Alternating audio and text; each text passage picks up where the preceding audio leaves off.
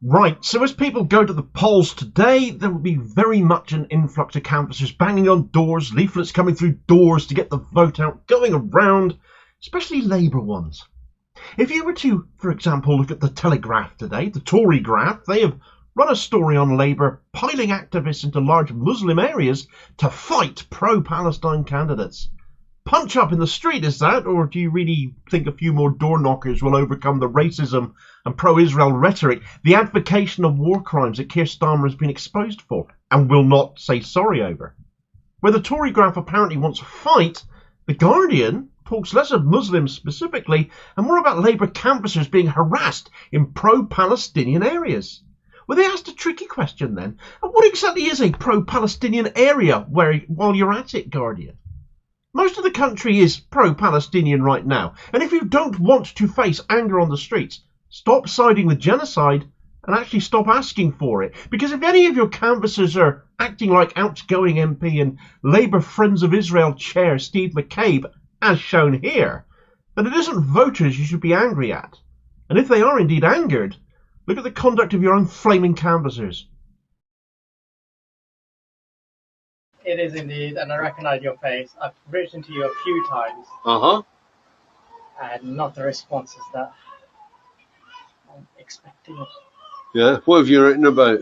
Gaza mostly. Gaza? Yeah. Yeah, well, I mean, most of the people, I don't know what you've written, but of course I've had my inbox blocked with emails about Gaza, but they're all template emails. They're written by the Palestinian Solidarity Committee, and then people are asked to forward them. Much more specific it's just, you know the situation. You know what it is. There's no point kind of hounding you about it. There's no point. I don't think you're going to change your mind around any of But it sounds like I'm not going to change yours either. Unfortunately not. So will you be voting for the Hamas supporter from the university then, yeah? That's the kind of language that is basically... Well, that's what he is. He's the man who said it himself. He said the operation on the 7th of October was an operation. That's what he called it. So, I mean... And he is the president, the former chairman of the Palestinian Solidarity Committee, isn't he? So... I know he says he's an independent, but... I completely accept that, and I completely accept that. Any life lost is, but we have to talk about it. We have to be truthful with each other. And again, I know I'm talking to you, and it's not going to make any difference. But it's just. I'm sorry you feel like that, and it is difficult. Have you seen the videos coming out of both sides? Because Right, so God bless ring doorbells, it seems. That was Steve McCabe, stepping down as MP for Birmingham Selly Oak, and who has been the chair of Labour Friends of Israel since 2020, asking the resident there on his own doorstep if he's voting for the Hamas supporter, as he put it, on the ballot, and repeatedly mentioned the same candidate was the former chair of the Palestine Solidarity Committee. It's Palestine Solidarity Campaign, Steve. If you're going to abuse them, at least get the name right. Therefore, the implication, though, is that McCabe seems to think that being pro-Palestine is to be pro-Hamas. That's pretty foul. That's not true. That's pretty racist, actually, and that will be driving, I would hope, more voters, especially if they are pro-Palestine, to take their votes elsewhere today, because that Islamophobic sense of entitlement and expectation of not just Muslim votes, but any of our votes, disgusted as so many of us are by Labour's views on Israel and Palestine, whilst casting a complete blind eye to the atrocities committed by Israel since October 7th, ignoring that issue completely, 10 months of it nearly now, those concerns, and resorting to nothing but slurs, frankly. At least Steve McCabe has stood down as an MP now, I suppose. Though Starmer, once in power, will probably stuff him in the House of Lords. The man who once promised Lord reform is now planning to stuff it full of cronies as soon as he gets into number 10 to get his legislation passed there too. That's not undemocratic whatsoever, is it? Anyway, the candidate McCabe was attacking there is the independent in Birmingham Selly Oak, Kamal Hawash, a professor at the School of Civil Engineering, part of the University of Birmingham, an exceptionally clever man, and also British Palestinian. And politically, he's also a former Labour Party member who just happened to resign last October in direct response to Keir Starmer's positioning on Israel and Palestine, and his resignation letter, put out on his Brum to Jerusalem blog, is as damning a resignation letter as any I have read, and frankly, these are the exact words that should be ringing in the ears of any would-be Labour voter today, heading to the polls, appalled at what is happening in Gaza and Labour's attitude to that, exemplified by Steve McCabe, and that will be represented in government by Keir Starmer then.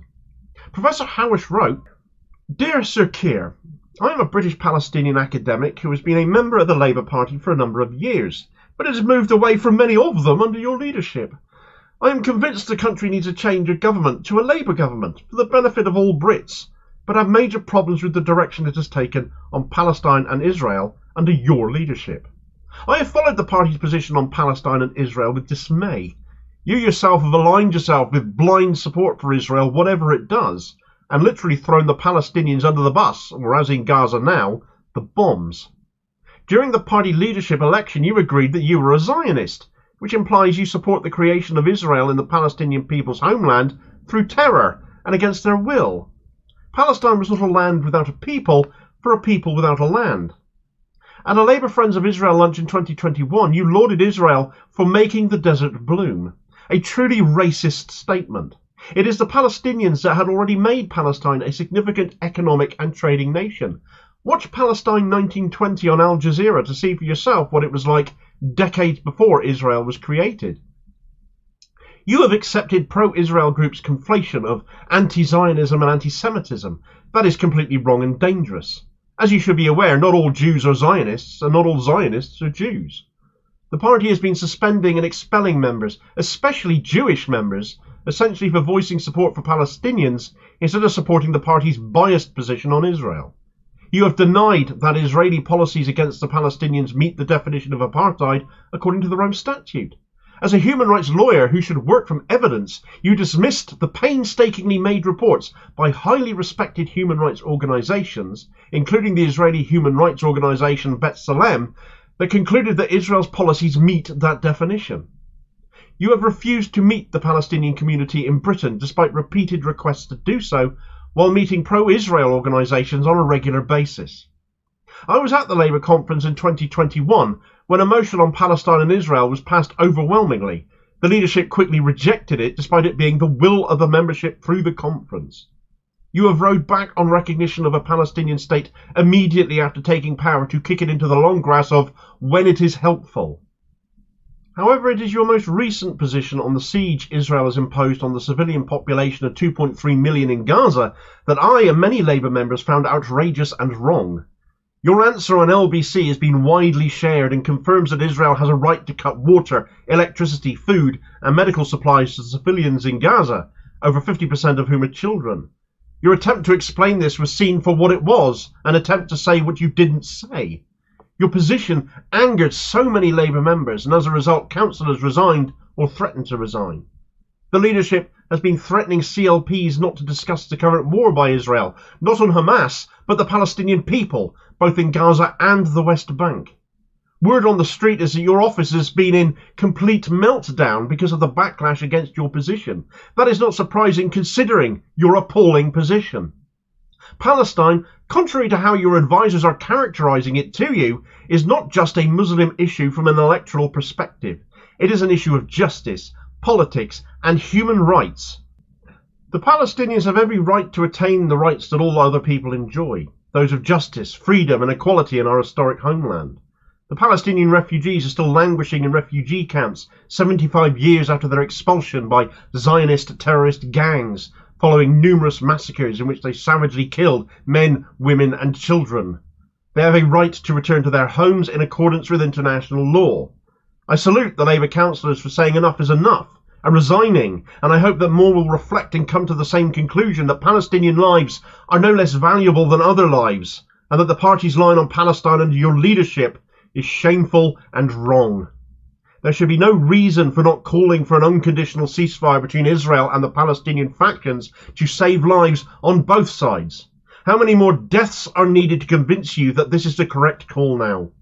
Yesterday, I was proud to speak at the largest pro-peace and Palestinian rights demonstration in history in London. I spoke in my capacity as the chair of the Palestine Solidarity Campaign, the largest Palestinian solidarity group in Europe. In a personal capacity, I announced to 300,000 demonstrators that as a Palestinian and human rights activist, I could no longer be a member of the Labour Party, whose policies and positions led by you stand with an apartheid illegal occupier that is a serial breacher of international law, which has not implemented a single General Assembly or Security Council resolution since its creation.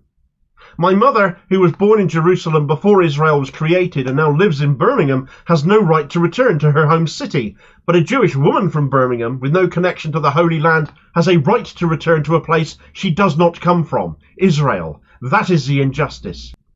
Peace will come to the Holy Land when my mother can return to Jerusalem to live in peace with those who live there between the Jordan River and the Mediterranean Sea. I am resigning from the Labour Party with effect from the 21st of October, but still hope you will end your blind support for Israel, value Palestinian lives as much as other lives, and work for a just peace. Stand on the right side of history. I will make this letter public. Regards, Professor Kamal Hawash. Well, Starmer didn't, did he? And frankly, I cannot top that letter. I cannot top what Professor Kamal Hawash said there. I think that is probably the most damning condemnation, most damning resignation letter to Keir Starmer's Labour Party I've ever read, and I had to share it, and I hope those words ring in your ears at the ballot today, if the issue of Palestine is one you are voting on. Meanwhile, check out this video recommendation here, where a man who has given Starmer's Labour over £500,000 since Rishi Sunak called the election was caught on camera last year, around the same time as that resignation letter came out, no less, attacking a crowd of pro-Palestine demonstrators in scenes you have to see to be believed. Labour, the party that now represents him, rather than the likes of Professor Hawash and people who think like he does, and every other decent person in this country regardless of faith or ethnicity. Money talks louder than we do, I presume now, in Labour under Starmer, but nothing speaks louder than your vote. So use it. And I'll hopefully catch you on the next vid. Cheers, folks.